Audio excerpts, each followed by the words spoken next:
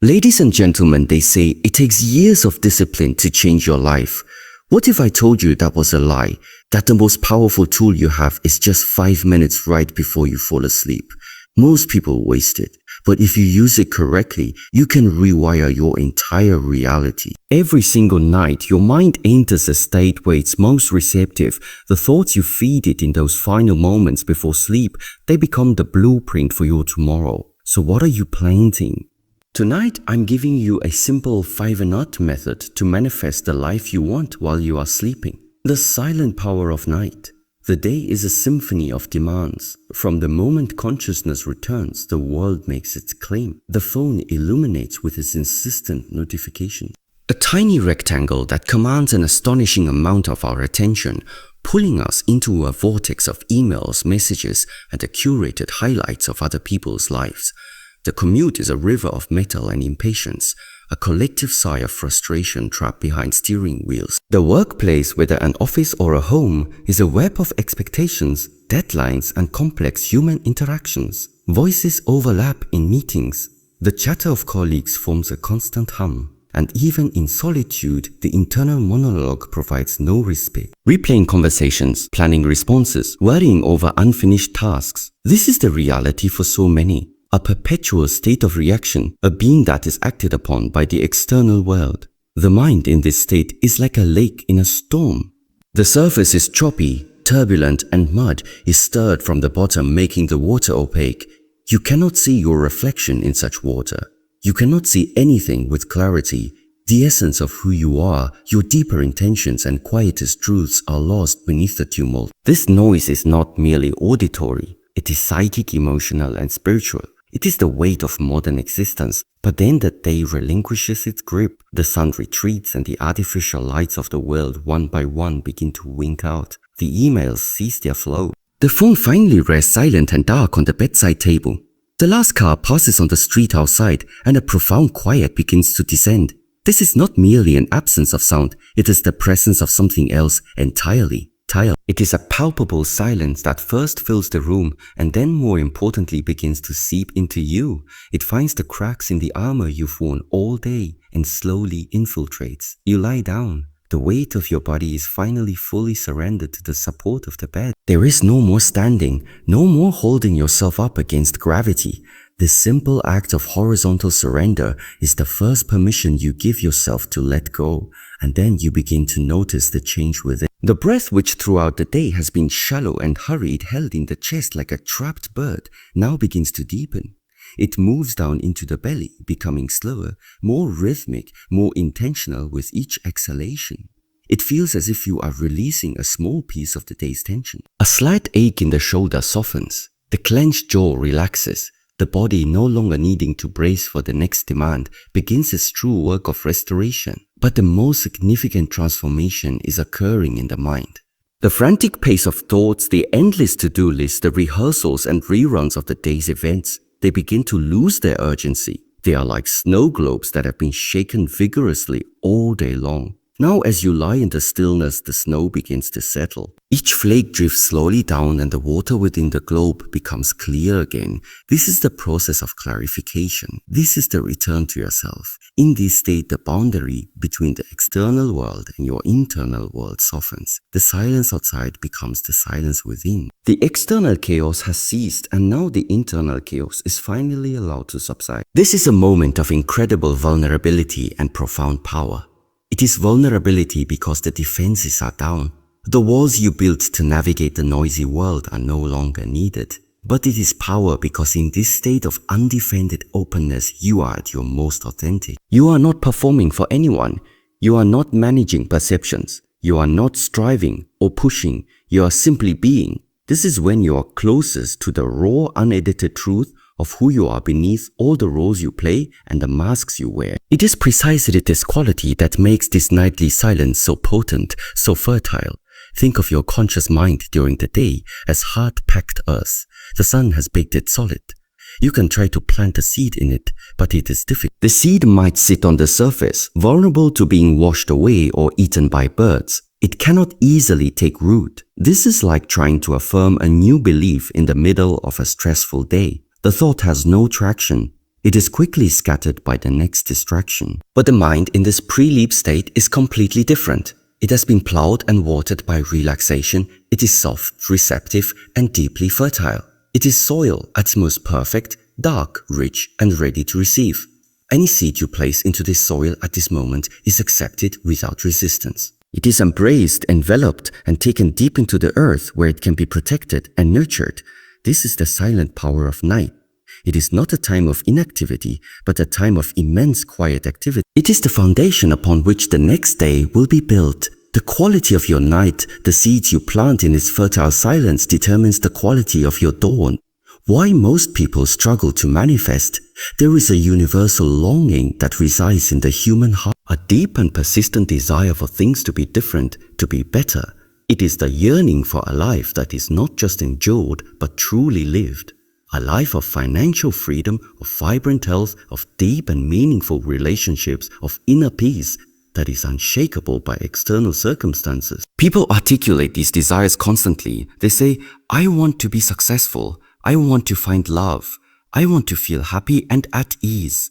This is the conscious intention, the spoken wish offered up to the universe. But intention is only one half of the equation. And for most, it is the weaker, quieter half. The real work of creation happens not in the loud declarations of the day, but in the quiet, intimate conversations we have with ourselves in our most vulnerable moments. And for the vast majority, this internal conversation, especially in the critical window before sleep, is a litany of everything that stands in opposition to their stated desires. Consider the end of a typical day.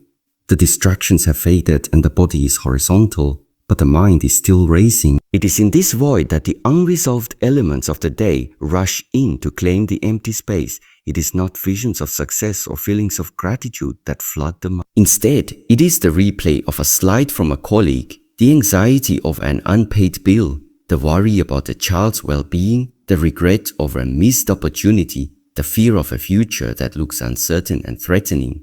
The mind left to its own devices defaults to its ancient survival setting. It looks for problems. It scans for threats. It rehearses worst-case scenarios in a misguided attempt to prepare for them. So a person who says they want abundance lies in bed, meticulously calculating their debts, feeling the cold knot of anxiety tighten in their stomach. The image they are holding, the feeling they are marinating in, is one of lack and scarcity. Another who says they want love replace past heartbreaks and current loneliness, reinforcing a story of being unworthy or unlovable. They are generating and sitting in the very energy of what they claim they want to avoid. This is the great tragedy and the fundamental misunderstanding. The subconscious mind, the engine of manifestation, does not speak the language of words. It does not understand negation. It is a literal image-based, feeling-based system. It is like a master architect who is given a blueprint. The architect does not receive a list of what not to build. If you hand the architect a blueprint and say, now whatever you do, don't build a house with a leaky roof, the architect only sees the house. The instruction don't is lost. The subconscious operates in exactly the same way. When you fervently think, I don't want to be broke, the only powerful emotionally charged concepts in that sentence are I and broke. The don't is a grammatical abstraction that carries no weight. The subconscious receives the vivid image of being broke, fueled by the potent emotion of fear that you attach to it. It accepts this as your command. It understands this to be the reality you are focused on, and thus the reality you are asking it to help you create and maintain. Therefore, every night in a state of incredible psychic receptivity, most people are performing a ritual of reverse manifestation. They are not planting gardens, they are fertilizing weeds. The question is never if you are manifesting, but what you are manifesting. And for the person who falls asleep to a slideshow of their anxieties, they are manifesting a continuation of those very anxieties. They are ensuring that tomorrow will feel much like today because the foundational energy upon which it is built is identical. The cycle is self-perpetuating. A day of struggle leads to an evening of worry, which manifests another day of struggle, which confirms the need to worry. The key to breaking the cycle is not to try harder during the day, but to become the vigilant guardian of those last few minutes of night. To understand that what you focus on in that quiet darkness is the most important prayer you will ever utter. The 5-minute window before sleep, there exists in the rhythm of every single day a transition so subtle that most people miss it entirely. They close their eyes and simply expect sleep to come, unaware that they are bypassing one of the most potent psychological and spiritual gateways available to them. This is not a long process. It is not a complex ritual requiring years of mastery. It is a window, a brief aperture in time that opens and then closes, lasting perhaps only a few minutes. Science has given this state a name, the hypnagogic state, but naming it does not capture its essence. This is the frontier land, the liminal space where the solid logical structures of the waking world begin to soften and dissolve, where the mind starts to drift from the anchored shores of consciousness out into the vast deep ocean of the subconscious. It is a feeling you know well, even if you have never paid it any mind. That hazy drifting sensation where thoughts begin to lose their linearity, where logic gives way to image, where sense blends with dream. It is the moment when you are not quite here but not quite there yet either. It is the bridge. To understand the power of this bridge, you must understand the nature of the two lands. It connects. On one side, you have the conscious mind. This is the part of you that navigates the day. It is the executive, the manager, the critic. It analyzes, calculates, worries and plans. It is necessary for functioning in the world. But it is also a gatekeeper. It stands vigilant at the entrance to the deeper self, filtering information, judging what is permissible, what is rational, what is acceptable to let through. It is skeptical and often fearful, built to protect you. By maintaining the status quo for most of your waking life, this gatekeeper is on duty and trying to force a new idea past. It is often met with resistance. You try to affirm a new belief and the conscious mind immediately counters with evidence to the contrary. You try to visualize success and it projects images of past failures. It is a formidable god. But as you lie down to sleep, as the body relaxes and the breath deepens, the gatekeeper begins to tire, the defenses start to lower, the vigilant watch of the conscious mind begins to waver. Its attention drifts and it starts to fall asleep at its post. This is the moment the bridge appears. This is the hypnagogic state. And on the other side of that bridge lies the subconscious mind. If the conscious mind is the gatekeeper, the subconscious is the vast silent kingdom within. It is the storehouse of every experience, every emotion, every belief you have ever held. It is the seat of your creativity, your intuition, your autonomic bodily functions, and most importantly, it is the engine of your manifestation. It does not analyze or judge. It takes whatever is given to it and works tirelessly to make it real in your experience. It operates on the language of feeling and image, not words. The brilliance of this 5-minute window is that the gatekeeper is drowsy, but the kingdom is wide awake and listen. The drawbridge is down and the gods are not paying attention. This is the only time to walk calmly and quietly right past the critical analytical mind and deliver a message directly to the heart of the command center. You do not need to fight the god. You do not need to argue with it or convince it of anything. You simply wait for it to become distracted by the approach of sleep, and then you make your move. This is why the process is so effortless. It requires no force, only awareness. It requires you to simply be present enough to notice this transition and to use it with intention. This is also why duration is irrelevant and focus is everything. Hours of strained effort during the day trying to battle past your own doubts are worth less than a single minute of focused clarity in this state. Because in this state there is no filter. The message is delivered pure, uncorrupted by skepticism. A single seed planted in this fertile ground, in this perfect silence, has more potential for growth than 1,000 seeds scattered on the hard sun-baked earth of the busy day. The mind in this state is like soft clay, receptive and impressionable. A thought held here, a feeling nurtured here, sinks in deeply and leaves a lasting imprint. It is written into the fundamental code of your being. This is not about adding more to your to-do list. It is about the quality of a few minutes, not quantity. It is about recognizing that this transition, which you undergo every single night of your life, is not a blank space to be wasted on the replay of the day's worries, but is instead a sacred opportunity.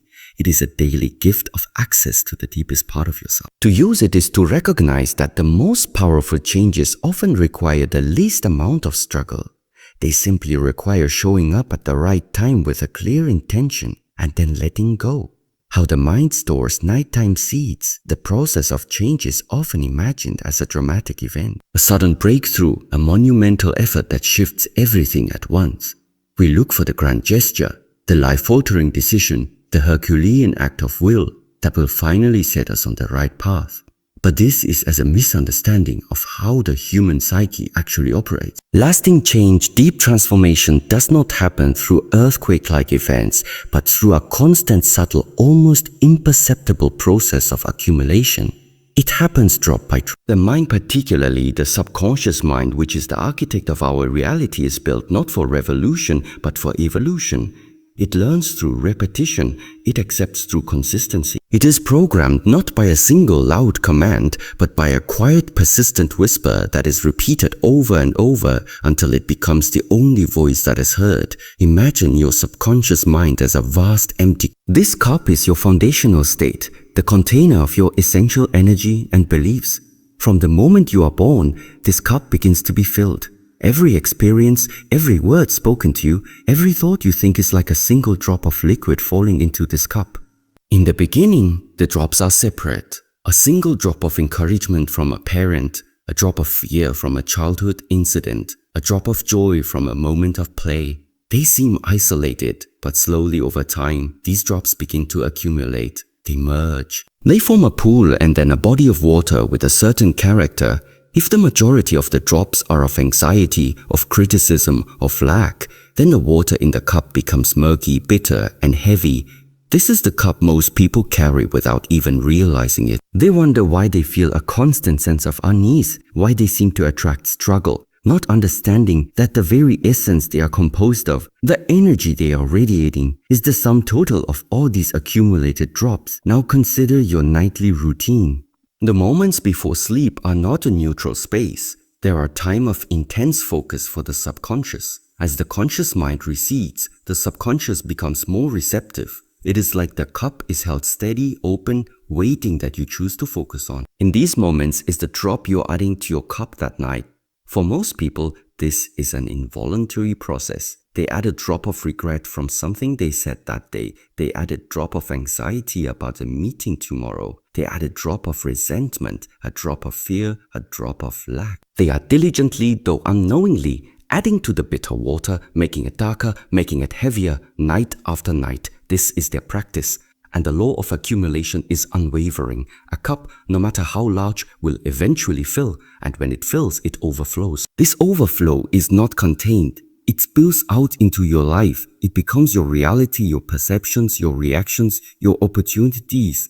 They are all filtered through the quality of the water in your cup. If it is water of lack, you will see lack everywhere. If it is water of fear, you will see threat in every opportunity. But this law, which works so relentlessly against you when left on autopilot, can become your greatest ally when you approach it with consciousness. You cannot go back and remove the old drops. That is not the way. The transformation happens not through subtraction, but through a new consistent addition. You consciously choose a new drop. You choose a single positive, powerful thought, a feeling of gratitude, an image of abundance, a sensation of peace. And each night in that receptive state, you add this one drop to your cup. At first it seems futile. One clear drop in a vast cup of murky water. What change can it possibly make? It seems to disappear completely. This is where faith and consistency are required. You must trust the process of accumulation. You must do it not once, not twice, but night after night after night. You are not trying to change the water all at once. You are simply changing the nature of what you are adding to it. Slowly, imperceptibly, the character of the water begins to change. The new drops, all of the same frequency, begin to find each other. They start to coalesce. The water becomes a little less bitter, a little less murky. The process is slow, but it is inevitable. The law of accumulation guarantees it. If you consistently add a drop of peace, eventually the cup will fill with peace and overflow into your life as a peaceful reality. You are not fighting the old water. You are simply diluting it with a new essence until the new essence becomes the dominant one. This is how the mind stores nighttime seeds. It does not need a grand gesture. It needs the humble, consistent daily act of choosing the right drop to add to your cup, trusting that the ocean is made of drops and that your life is made of the same. But in the theta state, repetition is not an argument. It is a gentle implantation. It is programming. The subconscious mind does not deal in logic. It deals in patterns. It accepts what is presented to it consistently and with emotional resonance. A thought, a feeling, an image repeated in this state bypasses all your internal defenses and is accepted as a new pattern, a new truth. It is written directly into the operating system. Modern neuroscience confirms this. Brain plasticity, the ability of the brain to rewire itself, is heightened in these states. The neural pathways that fire together as you repeat a phrase or feeling with focused intention begin to wire together. You are literally carving a new road in your mind, making it easier for your thoughts to travel down this new path automatically. This is the science of stillness. The stillness of the body creates the stillness of the mind, which allows for the brainwave states that facilitate deep learning and change. The repetition is the tool that carves the new neural pathway. Together they form a complete process. The stillness creates the perfect receptive conditions, and the repetition provides the new seed that will be planted in that fertile ground. It is not magic. It is the innate technology of your own being waiting to be used with intention. A step-by-step 5-and-up miracle method. Knowing the theory is one thing, but knowledge without action is like a map you never use. It can tell you where the treasure is, but it cannot dig it up for you. The treasure for transformed life is buried not in some distant land, but in the quiet minutes that precede your sleep each night. To unearth it, you do not need complex tools or years of esoteric training. You need a simple, repeatable method. A practice so straightforward that its power might be easily overlooked, yet so profound that its consistent application can redefine the very fabric of your existence. This is not about adding another burdensome task to your day. It is about transforming a period of wasted potential into the most valuable 5 minutes you will ever spend.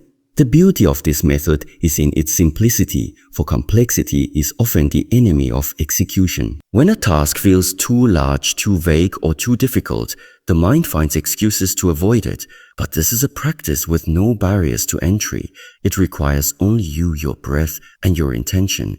It begins the moment you decide that tonight will be different.